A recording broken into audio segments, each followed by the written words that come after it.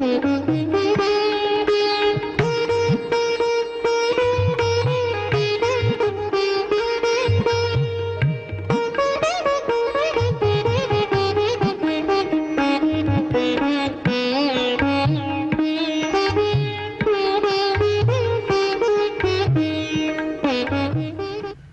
দর্শক, প্রীতি নিন, শুভেচ্ছা নিন।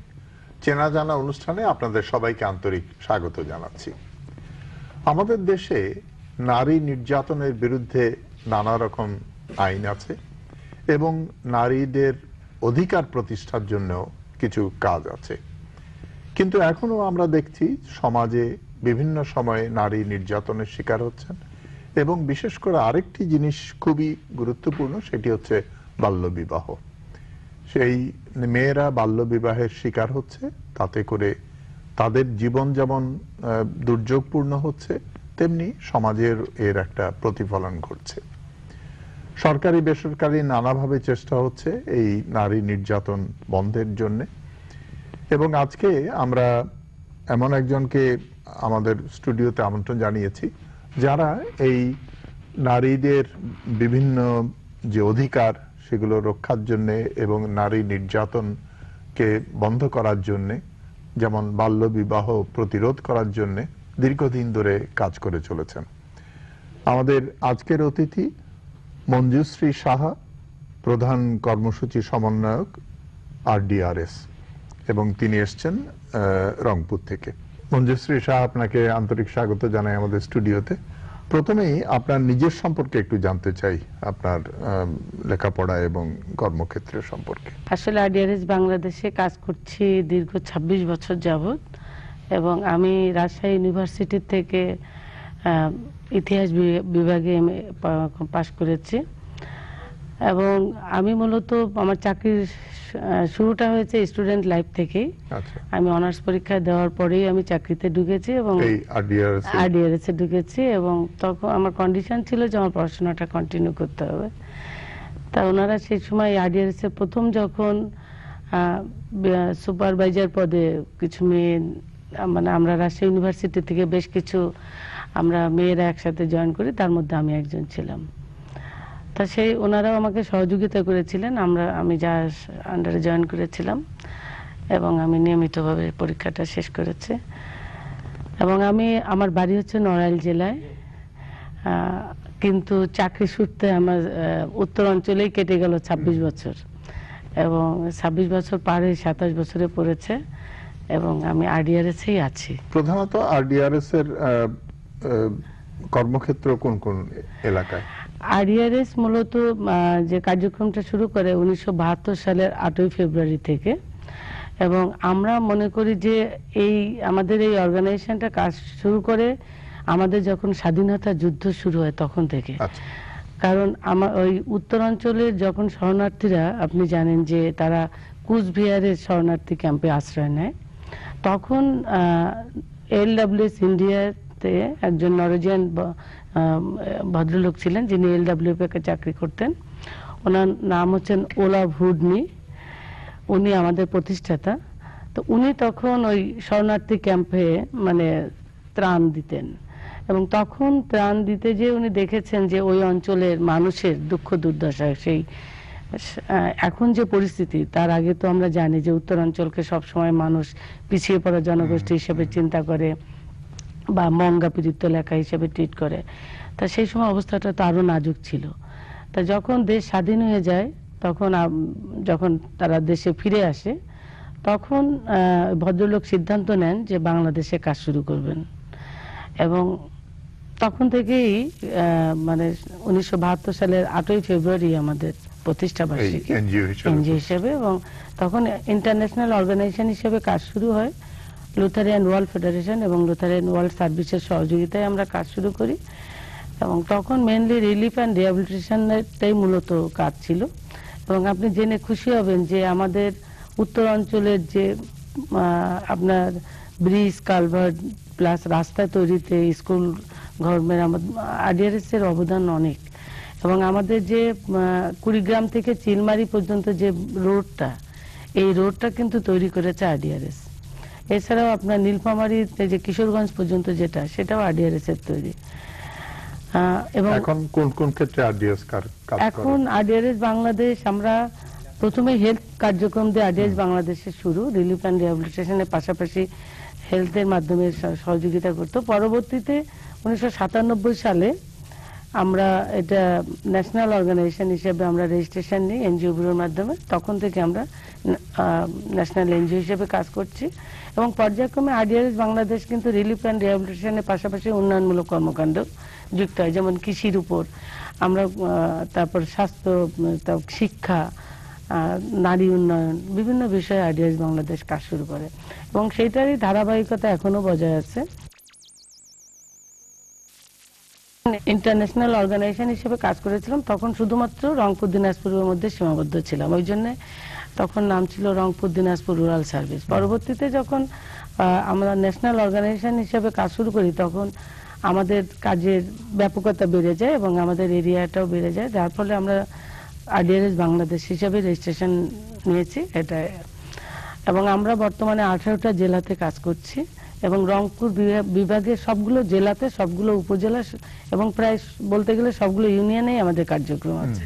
এবং আমরা শিক্ষার উপর কাজ করি, স্বাস্থ্যের উপর কাজ করি, নারী উন্নয়ন এবং নারীর ক্ষমতায়ন নিয়ে কাজ করি, জনগণকে সচেতন করার জন্য, সামাজিক সচেতনতা বৃদ্ধির জন্য আমরা কাজ করি। তার পাশাপাশি আমাদের ক্ষুদ্র ঋণ কার্যক্রমও আছে, কিন্তু আমরা মূলত আমাদের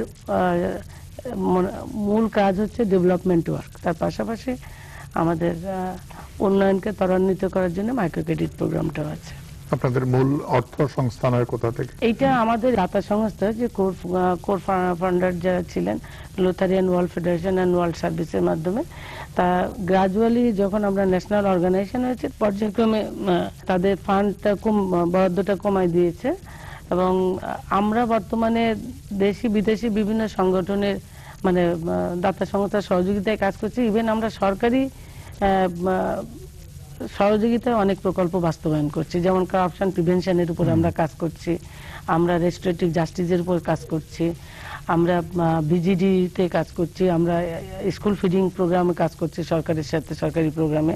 এছাড়াও বিভিন্ন সরকারি বেসরকারি বিভিন্ন মানে প্রতিষ্ঠানের সহযোগিতায় কাজ করছে। এখন আমরা যদি এই বাল্য বিবাহ প্রসঙ্গে আসি, এটাতে আপনারা একটা গুরুত্বপূর্ণ জায়গা যেখানে আপনারা কাজ করছেন, এই প্রসঙ্গে একটু বলেন তো বাল্য বিবাহ সম্পর্কিত। আমি মনে করি যে সরকার বা সরকারি ভাবে বা বেসরকারি পর্যায় থেকে বিভিন্ন ভাবে দীর্ঘদিন ধরে এটা আমরা বিভিন্নভাবে চেষ্টা করছি, কিন্তু দুর্ভাগ্যজনক হলেও সত্যি যে এটা আমরা রোধ করতে পারছি না। এখনো প্রায় আপনার মোর দ্যান 65% মেয়েদেরই বা 18 বছরের আগে বিয়ে হয়ে যাচ্ছে এবং আমরা এখন লক্ষ্য করছি যে 14-15 বছরের বয়সের মধ্যে বেশি সংখ্যক যারা বাল্য বিয়ের শিকার হচ্ছে তারা অধিকাংশ বয়সী 14-15 বছরের মধ্যে।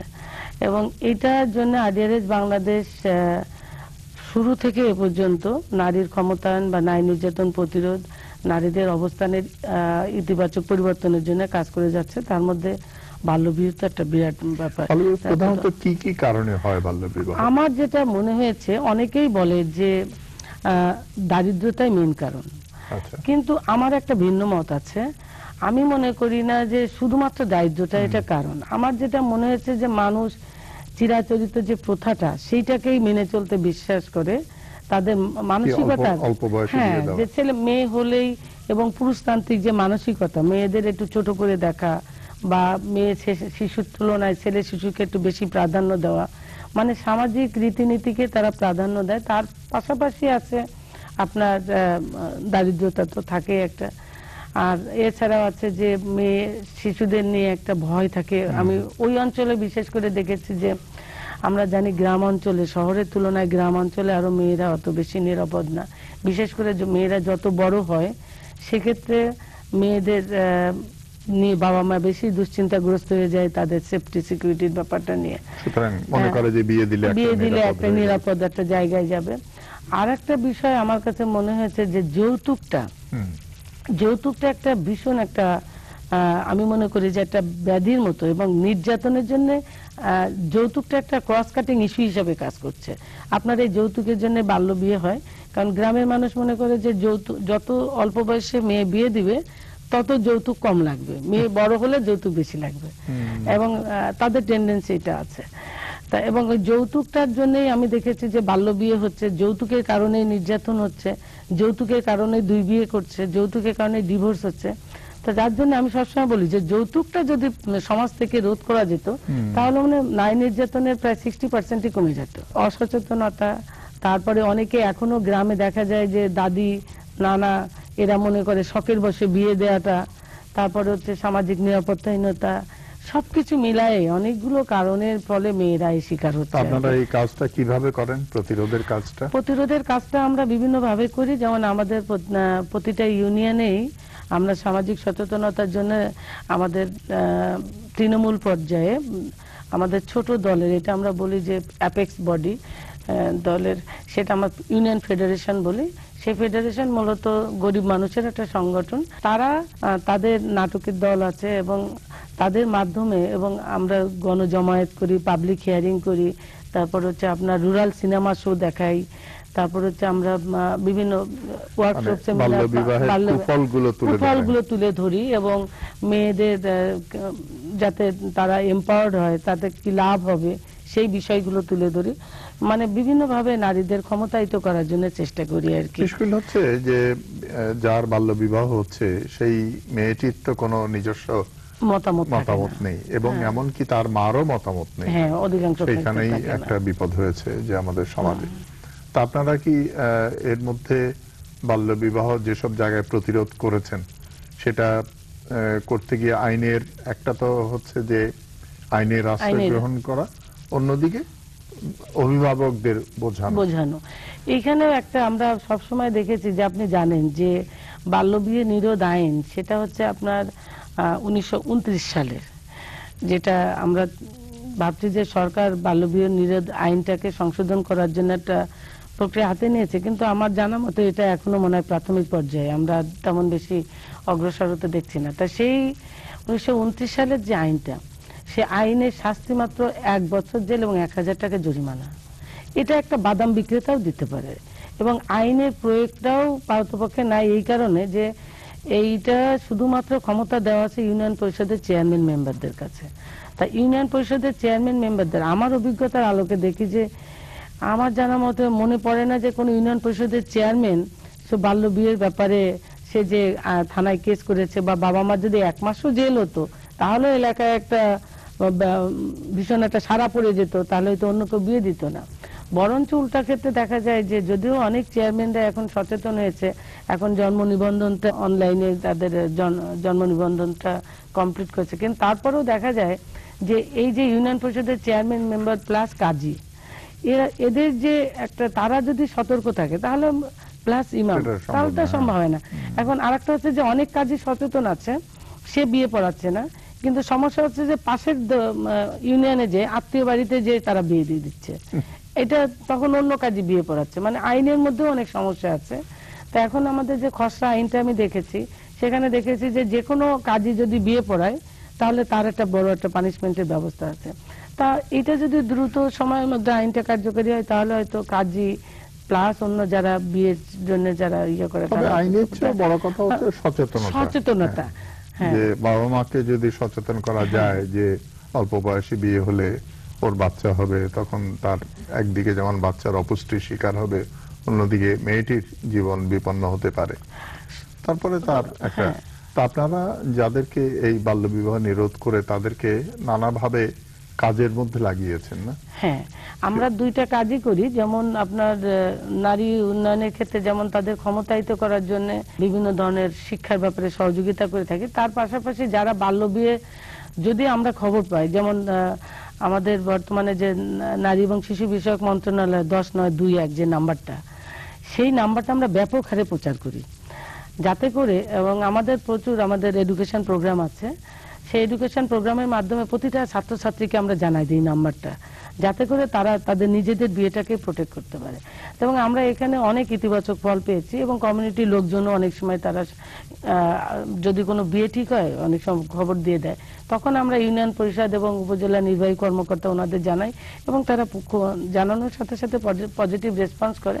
এবং আমরা এই পর্যন্ত আরডিএস বাংলাদেশের পক্ষ থেকেই প্রায় আপনার 350 কাছাকাছি বিয়ে আমরা প্রতিরোধ করেছি, এবং তাদের আবার উৎসাহিত করার জন্য ওরা যাতে, এবং এটা একটা ফলো আপ আবার রাখা হয়, কারণ এই যে যেটা বললাম যে আজকে বিয়ে দিল, পরে আবার দেখা গেল আরেকজনকে বিয়ে দিয়ে দিল, তো ওইটা যাতে না করে আমাদের ফেডারেশনের মাধ্যমে বা আমাদের কর্মী ভাই বোনেরাও তারা চেষ্টা করে যে ওই বাড়িতে বেশ কিছুদিন একটু কন্টিনিউয়াস ফলো আপে রাখা, আর মেয়েটাকে আরো সাহসী করে তোলা, বাবা মাকে আরো উৎসাহিত করা।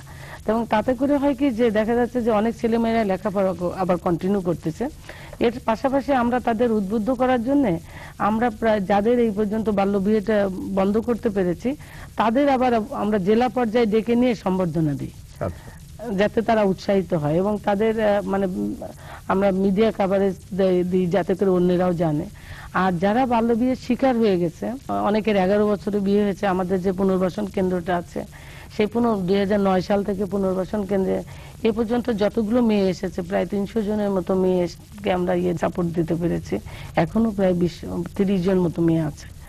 তা সেইখানে আমরা দেখেছি যে যারা বাল্য বিয়ের শিকারের জন্য আসছে তারা 100%ই বাল্য বিয়ের শিকার, মানে অল্প বয়সে বিয়ে হয়েছে, এবং অনেকে আছে যে বিয়ের রাত থেকে কিন্তু মার খাওয়া শুরু করেছে। যে একটা মেয়ে আছে যে তার অনেক কষ্টে তার বাবা একটা কানের দুল দিয়েছিল, ওই বিয়ের রাতেই তার স্বামী কানের দুলটা খুলে নেওয়ার চেষ্টা করছিল, দেয়নি বলে সেই রাতেই মার। অনেকে আছে 7 দিন সংসার করেছে, অনেকে আছে 1 মাস সংসার করেছে, আবার কেউ আছে 2টা বাচ্চা নিয়ে আলটিমেটলি বাপের বাড়িতে ফিরত আসতেছে। তো বাবা মা যেটা মনে করছে যে বিয়ে দিলে মনে আমি বেঁচে গেলাম, কিন্তু সেটা কিন্তু হচ্ছে না, বরঞ্চ তার মানে বোঝাটা আরো বাড়ছে। এবং মেয়েটা যখন আসে তখন কিন্তু সবাই আবার মেয়েটাকেই দোষারোপ করে, ওই যে সে ছোট্ট শিশু সে যে। এবং আমি সবসময় বলি যে আমাদের দেশ এমন একটা দেশ, আমাদের দেশের মতো পাশের দেশেও এটা হচ্ছে, কিন্তু আমি আমার দেশের কথাই বলি যে একটা শিশু আর একটা শিশুকে জন্ম দিচ্ছে। সেই 14-15 বছরের বা 16 বছরের একটা শিশু, আমার এই মুহূর্তে যেমন আমাদের পুনর্বাসন কেন্দ্রে একটা মেয়ে আছে, তার বয়স এখনো মনে হয় 16 পার হয়নি, 16 কি 17 হবে। আমি শুনলাম তার 2টা বাচ্চা। তা এই যে পরিস্থিতি, এবং অনেকেই দেখা যায় যে 15-16 বছরের মধ্যেই বাচ্চা হয়ে যাচ্ছে। তা এই শিশুরা এদের দেখা যাচ্ছে যে বাড়িতে যখন ফিরে আসছে পুষ্টিহীনতা একটা বড় ব্যাপার হচ্ছে, তার পাশাপাশি বাবা মা কিন্তু আবার প্লাস তার ভাই বোন, এবং অনেক পরিবারে দেখা যায় ব্রোকেন ফ্যামিলি, সেখানে তার যে সৎ মা তাকে তো আরো বেশি টর্চার করে, সব মিলে তার জীবনটা একটা দুর্বিষহ অবস্থায় চলে যায়। ওই সমস্ত মেয়েদের আমরা পুনর্বাসন কেন্দ্রে নিয়ে আসি এবং তাদের আইনগত সহায়তা দিই, এবং যদি খুব ব্রুটলি টর্চার্ড হয় হাজবেন্ড বা তার ফ্যামিলি মেম্বার দ্বারা, তাদের আমরা চিকিৎসা সহায়তাও দিয়ে থাকি। যদি কেউ রেপের শিকার হয় তাদের আমরা চিকিৎসা সহায়তা দিয়ে থাকি, আইনগত সহায়তা দিই, প্লাস হচ্ছে কাউন্সিলিং করি।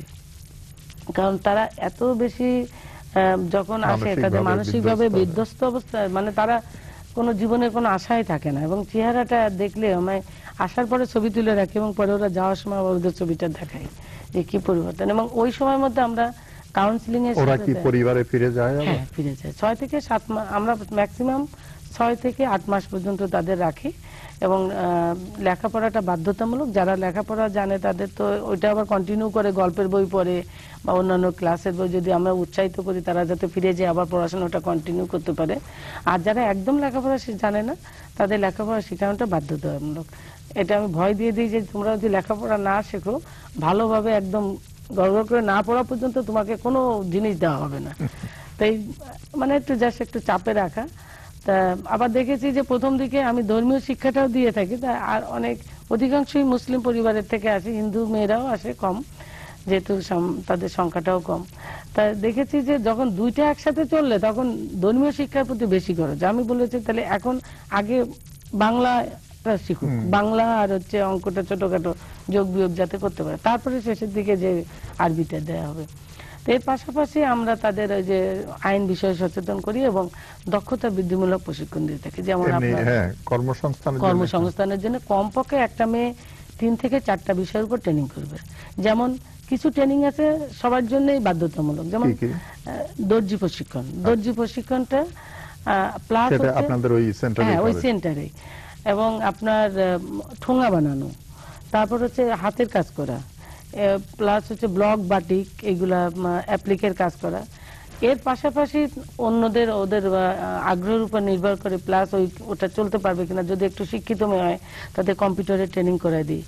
আবার যদি দেখা যায় যে মেয়েটা খুব চটপটে, সে পার্লার দিতে পারবে, তখন তাকে পার্লারে ট্রেনিং করে দেওয়া হয়, ভ্যাকসিনেশনের ট্রেনিং করে দিই। তারপর আবার প্রেগনেন্ট মাদারদের যাতে সে ওয়েট মাপতে পারে, প্লাস প্রেশারটা মাপতে পারে, সেই প্রেশারটা মানে অ্যাটলিস্ট সে যেন সারা বছরেই কোনো না কোনো ভাবে আয় করে খেতে পারে।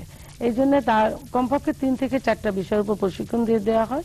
এবং যখন আমরা দেখি যে এই মেয়েটা এখন সে পারবে, সে মানসিক দিক থেকেও সবল, প্লাস সে কাজ করতে পারে সুন্দরভাবে, তখন তাকে আমরা ওই একটা অনুষ্ঠানের মাধ্যমে আবার তাদের গার্জিয়ানদের ডাকি, প্রশাসনের লোকজন থাকে, তারপর সাংবাদিকদের ডাকি, সবাইকে ডেকে তখন বাবা মায়ের হাতে তুলে দিই এবং তাদের সাথে শপথ নিয়ে যে যাতে করে আবার মেয়েদের একই রকম ভুল না করে। যাওয়ার সময় আবার আমরা কিছু ম্যাটেরিয়ালস দিয়ে দিই, যেমন সেলাই মেশিন, কাপড়, কিছু কাপড়, তারপরে সেলাই করা পার্লারের জিনিসপত্র, এরকম কমপক্ষে 8 থেকে 10,000 টাকা ম্যাটেরিয়ালস আমরা দিয়ে দিই, যাতে করে বাড়ি যেসে। আপনার অভিজ্ঞতা থেকে কি মনে হয় যে আপনার ওইসব এলাকায় বাল্য বিবাহ একটু কমছে? হ্যাঁ, ওই মেয়েরা যারা যাচ্ছে তাদের তো শপথ নেয় যে তুমি নিজে আত্মরক্ষা করবে এবং অন্যকেও সহযোগিতা করবা। তা আমি মনে করি যে এটা অনেকাংশে কমছে, কারণ তারা যে তার পরিবারটাকে সেভ করে, তার বোনদের যাতে বিয়ে না দেয়, বা অন্যান্য পাড়া প্রতিবেশীরা যখন বিয়ে আমাদের ফোন করে যে অমুকখানে হচ্ছে, আমি পারতেছি না, আপনারা একটু আসেন।